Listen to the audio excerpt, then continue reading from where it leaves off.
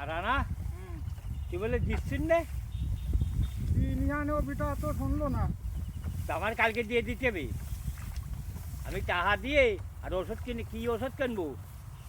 তোমার দুধটা ভালো লাগে সেটা কি দার বউ দা মাঝে শুনি মাঝে ওই যে একটা কথা কয় কি কিনে আসবো তোমার ভুল কষ্ট কেন?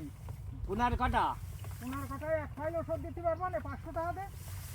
ও অত দর এই তো রে ভাই। তাই কমে তুই যা দিচ্ছিস তুই আমি ওই দিছি আর এই সব কি আরো দিচ্ছিস? কথা বুঝছি। হ্যাঁ না এইসব কি দিচ্ছিস?